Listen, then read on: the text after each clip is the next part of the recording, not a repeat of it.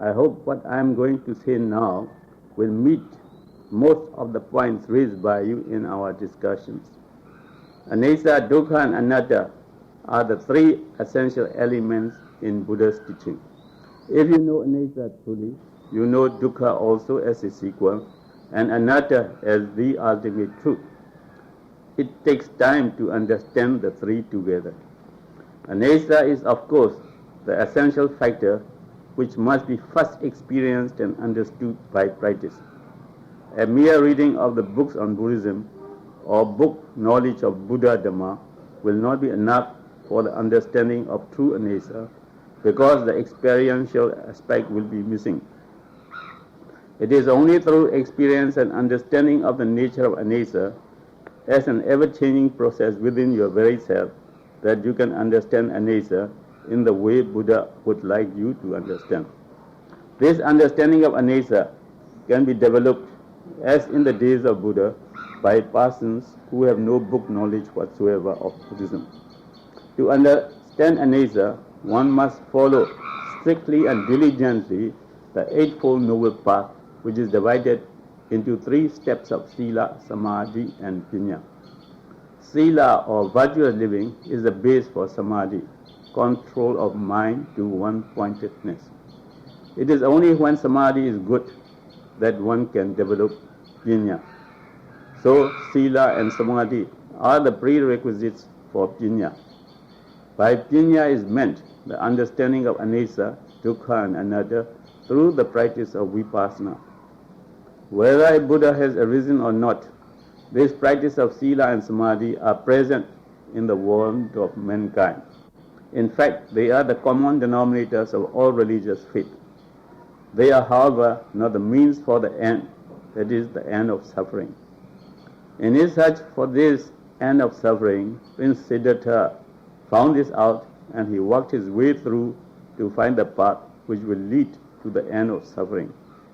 After solid work for 6 years, he found the way out, became completely enlightened, and then taught men and gods to follow the path which leads them to the end of suffering. In this connection, I should like to explain that each action, either by deed, word or thought, leaves behind a force of action, sankhara, or karma in popular term, which goes to the credit or debit account of the individual according as the action is good or bad. There is therefore accumulation of sankhara or karma with everyone, which becomes the source of supply of energy to sustain life, which invariably is followed by suffering and death. It is by the development of power inherent in the understanding of Anicca, Dukkha and Anatta that one is able to rid oneself of sankhara, which becomes accumulated in one's own personal account. This process begins with the true understanding of Anicca, while further accumulations for fresh actions and reductions for the supply of energy to sustain life are taking place simultaneously from time to time and day to day. It is therefore a matter of a lifetime or more to get rid of all one's own sankhara or karma. He who has got himself rid of all sankharas or karma comes to the end of suffering, because by them there is no remainder of his sankhara to give the necessary life energy to sustain him in any form of life. This end of the suffering is reached by the Buddha and the Arhats on the termination of their lives when they passed into pre-nibbana. For us today, who take to Vipassana meditation, it should suffice if we can understand Anicca very well and reach the stage of an Arya, a Sotapatti, who will not live more than 7 lives to come to this end of suffering. This Anicca, which opens the door to the understanding of Dukkha and Anatta, and then leads to the end of suffering eventually, can be encountered only through a Buddha, or after he has passed away, through his teaching, for so long as that relating to the Eightfold Noble Path and the 37 factors of enlightenment, that is bodhipakya, remains intact and available to the aspirant. For progress in Vipassana meditation, a student must keep knowing Anesa as continuously as possible.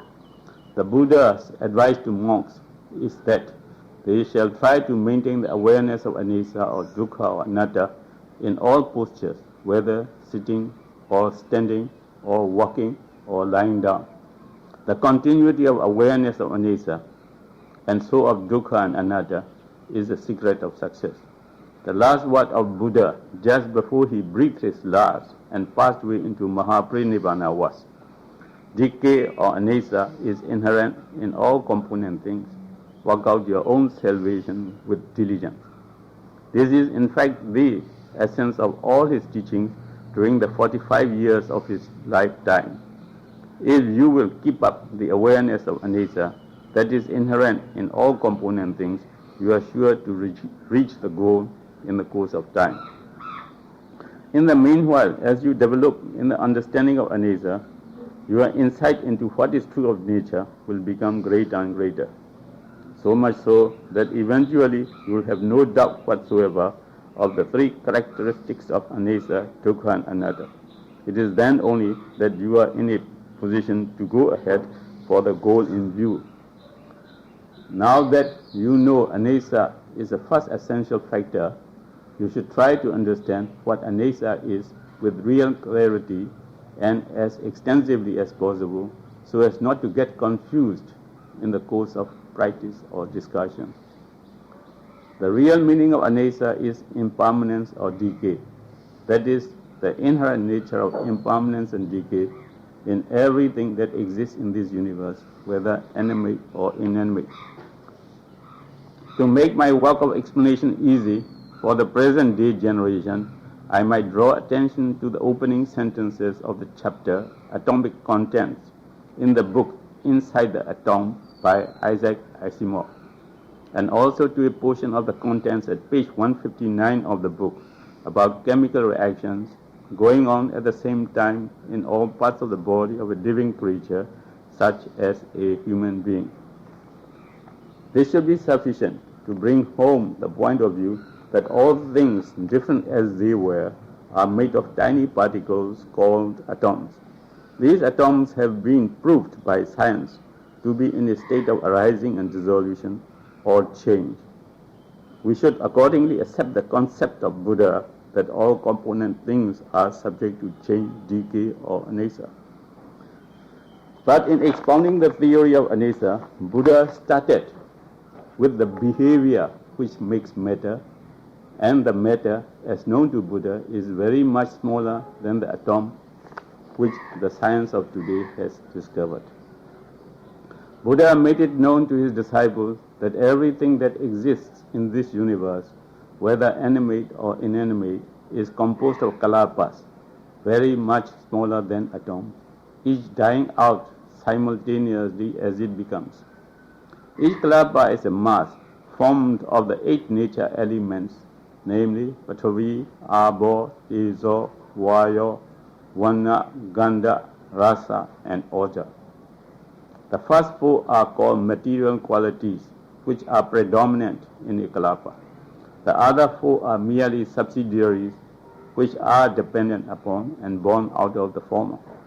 A kalapa is the minutest particle in the physical plane, still beyond the range of science of today. It is only when the 8 nature elements, which have merely the characteristic of behavior, are together that the entirety of a kalapa, the tiniest of matter in the physical plane, is formed. In other words, the coexistence for a moment of these 8 nature elements of behavior makes a mass just for that moment, which in Buddhism is known as kalapa. The size of a kalapa is about 1/46,656 part of a particle of dust from the wheel of a chariot in summer of India. The lifespan of a kalapa is a moment, there being a trillion such moments in the wink of an eye of a human being. These kalapas are all in a state of perpetual change or flux. To a developed student in Vipassana meditation, they can be felt as a stream of energy. The human body is not an entity as it seems to be, but a continuum of an aggregate of matter, rupa, with life force, nama, coexisting. To know that our very staff is composed of tiny kalapas, all in a state of change, is to know what is true of nature of change or decay. This nature of change or decay, anesa, occasioned by the continual breakdown and replacement of kalapas, all in a state of combustion, must necessarily be identified with dukkha only, the truth of suffering. It is only when you experience impermanence as dukkha that you come to the realization of the truth of suffering, of the Four Noble Truths on which so much emphasis has been laid in the teaching of Buddha. Why? Because you realize this subtle nature of dukkha from which you cannot escape for a moment. You would become truly afraid of, disgusted with, and disinclined to your very existence with rupa and nama, and look out for a way to escape to a state beyond, that is beyond dukkha, and so to the end of suffering. What that end of suffering would be like, you will be able to have a taste of it, even so as a human being, when you reach the level of a Sotapatti and is developed well enough by practice to go into the unconditioned state of peace of nibbana within. Be that as it may, for everyday life, no sooner than you are able to keep up the awareness of anesa in practice, you will know for yourself that a change is taking place in you both physically and mentally for the better. Before entering upon the practice of vipassana meditation, that is, after samadhi has been developed to a proper level, a student should first be acquainted with the theoretical knowledge of rupa, matter, and nama, mind and mental properties. If he has understood these well in theory and has come to the proper level of samadhi, there is every likelihood of his understanding anesa, dukkha and anatta in the true sense of the words of Buddha. In vipassana meditation, one contemplates not only upon the changing nature, anesa, of rupa or matter, but also upon the changing nature, anesa, of nama, that is, thought elements of attention projected towards the process of change of rupa or matter. At times the attention will be on anesa of rupa or matter only. At times the attention may be on anesa of thought elements, nama. When one is contemplating upon anesa of rupa or matter, one realizes also that the thought elements arising simultaneously with the awareness of anesa of rupa or matter are also in a state of transition or change. In that case, you are knowing anesa of both rupa and nama together. All I have said so far relates to the understanding of anesa through body feeling of the process of change of rupa or matter, and also of thought elements, depending upon such changing processes. You should know also that anesa can be understood through other types of feeling as well. Anesa can be developed through feeling, one, by contact of visible form with the sense organ of eye, two, by contact of sound with the sense organ of ear, three, by contact of smell with the sense organ of nose, four, by contact of taste with the sense organ of tongue, five, by contact of touch with the sense organ of body, six, by contact of thoughts with the sense organ of mind. In fact, one can develop the understanding of anesa through any of the 6 organs of sense. In practice, however, we have found out that of all the types of feeling, the feeling by contact of touch with the component parts of the body covers a wide area for introspective meditation. Not only that, the feeling by contact of touch by way of friction, radiation and vibration of the kalapas within with the component parts of the body is more tangible than other types of feeling, and therefore a beginner in vipassana meditation can come to the understanding of anicca more easily through body feeling of the nature of change of rupa or matter. This is the main reason why we have chosen the body feeling as a medium for quick understanding of anicca. It is open to anyone to try other means, but my suggestion is that one should have oneself well established in the understanding of anicca through body feeling before an attempt is made through other types of feeling.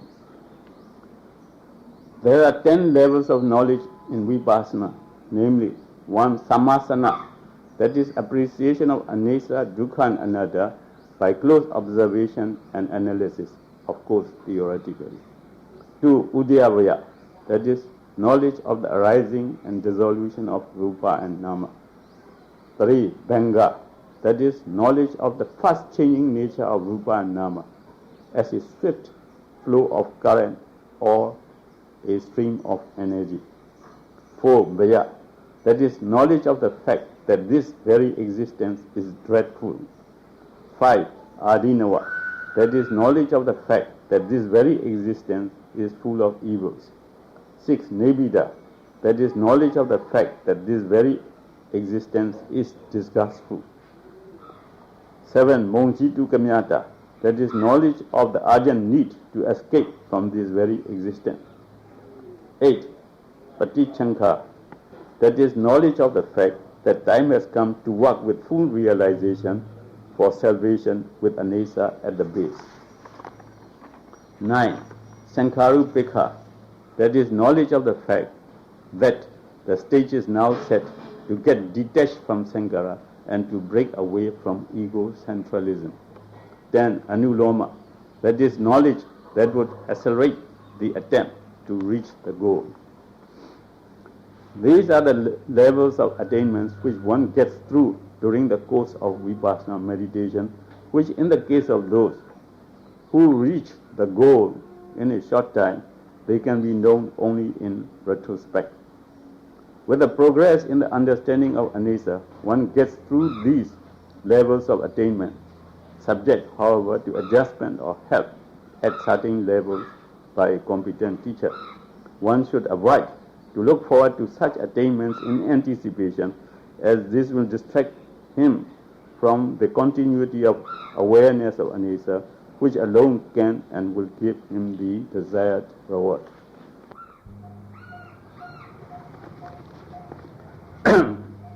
Let me now deal with vipassana meditation from the point of view of a householder in everyday life and explain the benefits one can derive from it here and now in this very lifetime. The initial object of vipassana meditation is to activate anicca in one's own self, or to experience one's own inner self in anicca, and to get eventually to a state of inner and outer calmness and balance. This is achieved when one becomes engrossed in the feeling of anicca within. The world is now facing serious problems threatening mankind. It is just the right time for everyone to take to vipassana meditation and to learn how to find a deep pool of quiet in the midst of all that is happening today. Anicca is inside of everybody. It is with everybody. It is within reach of everybody. Just a look into his own self, and there it is, the anicca to be experienced. When one can feel anicca, when one can experience anicca, and when one can become engrossed in anicca, one can at will cut away from the world of ideation outside. Anicca is for the householder, the gem of life, which he will treasure to create a reservoir of calm and balanced energy for his own well-being and for the welfare of the society. Anicca, when properly developed, strikes at the root of one's physical and mental ills and removes gradually whatever is bad in him, that is, the cause of such physical and mental ills. In the lifetime of Buddha, there were some 70 million people in Savatthi and places around in the kingdom of Pasenadi Kosla. Of them, about 50 millions were Aryas who had passed into the stream of Sotapatti. The number of householders who took to Vipassana meditation must therefore be more. Vipassana is not reserved for men who have renounced the world for homeless life. It is for the householder as well. Now the time clock of Vipassana is struck. In spite of drawbacks which make householders restless in these days, a competent teacher or guide can help a student to get anesa activated in him in a comparatively short time. Once he got it activated, all that is necessary would be for him to try and preserve it. But he must make it a point, as soon as time or opportunity presents itself for further progress, to work out for the stage of Banga, the third level of knowledge in Vipassana. If he reaches this level, there will be little or no problem, because he should then be able to experience anesa without much ado and almost automatically. In this case, anesa shall become his base for the return thereto of all physical and mental activities outside the body, as soon as the domestic needs of daily life for such activities are over. There is likely, however, to be some difficulty with one who has not as yet reached the stage of Banga. It will be just like a tug of war for him between anesa within and physical and mental activities outside the body. So it would be wise for him to follow the motto of work while you work, play while you play. There is no need for him to be activating anesa all the time. It should suffice if this could be confined to the regular period or periods set apart in the day or night for the purpose. During this time, at least, attempt must be made to keep the mind attention inside the body with the awareness exclusively of anesa. That is to say, this awareness of anesa should be from moment to moment, or so continuous as not to allow for interpolation of any discursive or distracting thoughts which are definitely detrimental to progress. In case this is not possible, you would have to go back to respiration mindfulness, because samadhi is the key to anesa. To get good samadhi, sila has to be perfect, since samadhi is built upon sila. For good anesa, samadhi must be good. If samadhi is excellent, awareness of anesa will also become excellent. There is no special technique for activating anesa other than the use of mind set to a perfect state of balance and attention projected to the object of meditation.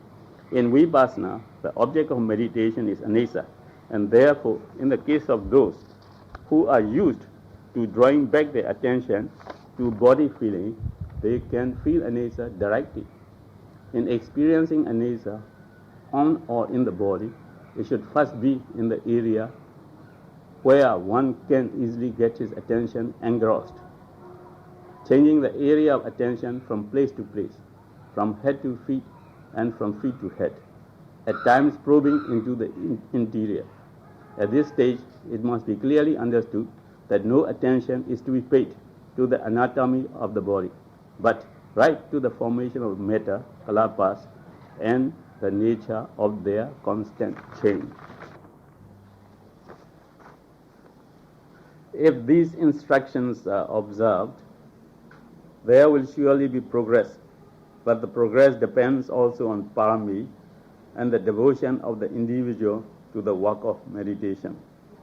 As he attains higher levels of knowledge, his power to understand the three characteristics of anesa, dukkha, and anatta will also increase, and he will accordingly become nearer and nearer to the goal of Arya, which every householder should keep in view.